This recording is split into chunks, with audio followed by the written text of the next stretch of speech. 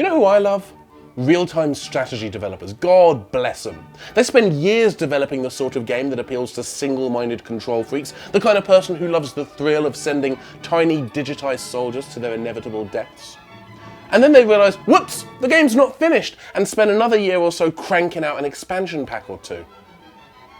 Then some bright spot gets it into their head that maybe, just maybe, there's an audience for this game in the console market, despite the fact that almost every single real-time strategy released for consoles has been a monumental flop, and that if you can't kill a guy by looking at him and pulling a shoulder trigger, then console gamers, generally speaking, don't want to know.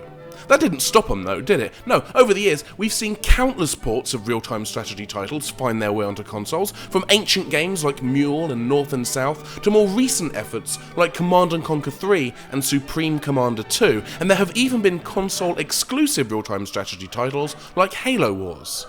And that's amazing because at no point during the development of these console games did anybody stop to ask whether they were wasting their time. A shame really, because if they had, the answer would have been a resounding yes. Enter Blizzard then, with their phenomenally successful real-time strategy title StarCraft, itself a sci-fi take on their previous effort Warcraft, which borrows a lot of ideas from Games Workshop's Warhammer franchise, which, in turn, was largely inspired by Lord of the Rings. Which, little known fact, is actually loosely based on a fortune cookie Tolkien once received that said, "You will face a challenge today."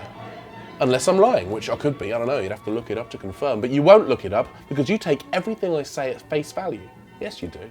I know you do. I know you. Inside your head. I live there rent-free, it's brilliant. The landlord's a bit shit though, you should probably... You know, why don't you fix my heating? Why don't you fix my heating? 3 months. 3 months, I've had no hot water. StarCraft sold so many copies it basically rendered the entire concept of money meaningless, and many countries, including South Korea, now use the game as their national currency.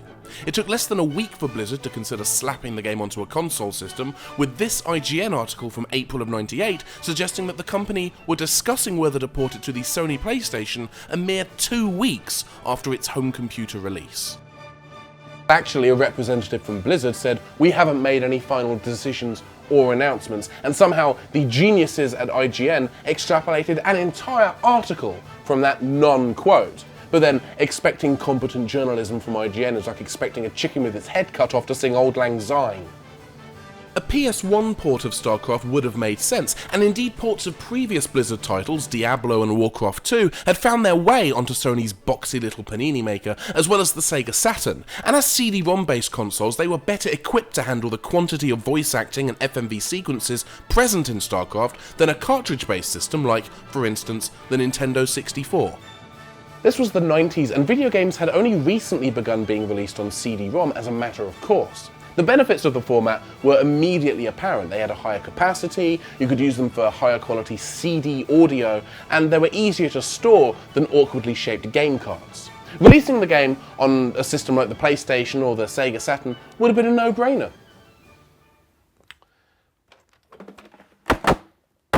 Idiots. That's right, it's StarCraft 64, the only console port of the most successful real-time strategy title ever made. But is it any good? Well, yes and no. The game has taken an obvious hit in terms of graphics and audio quality, with the game's iconic score trimmed and edited down, the HUD simplified, and the actual graphics represented at a much lower pixel depth than the PC version. There's almost no voiceover in this game, story is given as plain text both during briefings and in-game, and some notifications appear as text as well. It's a bit annoying in some places. Levels which feature teleporters will pause the game to tell you that the troops you put on the teleporter have been teleported, which, you know, I knew that. I'm the one who told them to step on the teleporter. Well, either that or they just kind of wandered onto it, because StarCraft 64 still has the original game's characteristically shitty pathfinding. Basic voices for the units are still present, but the depth and breadth of the available ways a unit can greet you upon selecting them has been severely cut down, resulting in a bit of a charm deficit.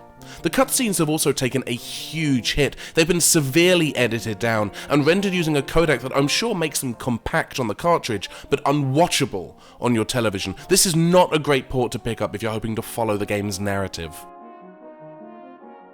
The developers have made a number of tweaks and additions to make up for the cut content. For instance, StarCraft 64 includes the entire base game as well as the Brood War expansion pack, and also includes an expanded tutorial and a console exclusive mission that can only be played if you have the N64's expansion pack installed.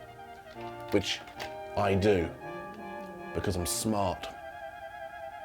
StarCraft 64 also features a split-screen multiplayer mode where 2 human players can go head-to-head or team up against some AI-controlled teams, or just throw down in a free-for-all with, well, with more AIs, which is nice, but it's no replacement for Battle.net or a LAN game. The split screen means you can see and hear everything your opponent is doing. You can see their mini-maps so you know where to send your troops. There's just no challenge there. It's not the best way of playing StarCraft with friends.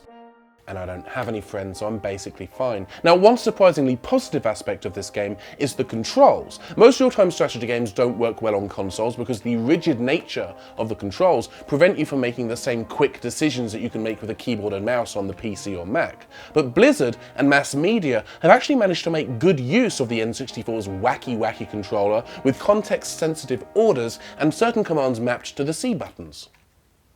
But easily the best feature in this game is the quick menu, which is accessed by pressing Z and R together. From there you can train units, build structures and research upgrades, all without having to select a unit.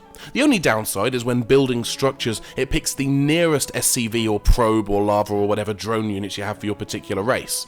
If they're engaged in other work such as resource gathering, they'll stop and they won't resume after they finish building. You have to issue that command manually, which is a bit of an embuggerance. StarCraft 64 gets a lot of flack from fans of the game, and rightly so. Graphically, audibly, on every level it is inferior to the PC and Mac version of the game.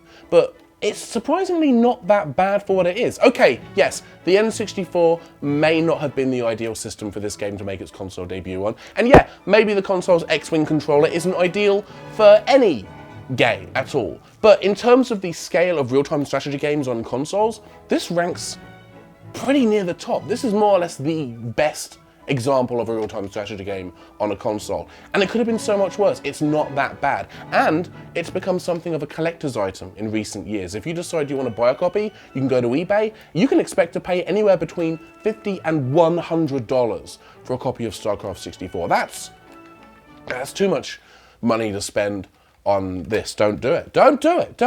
Just don't. Buy the PC version and then maybe give me the changes, like, hey Ben, thanks for the warning. I don't want to waste my money. Here's a donation. There's a PayPal button somewhere on one of these. Just, my wife kicked me out. I've got nowhere to go. And see you next week.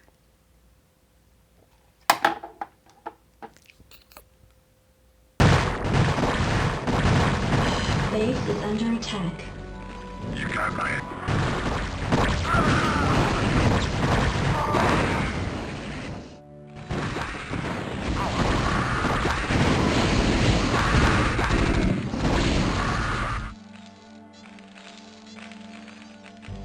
I read you. I read you. Jacked up and good. What do you want? What do you want?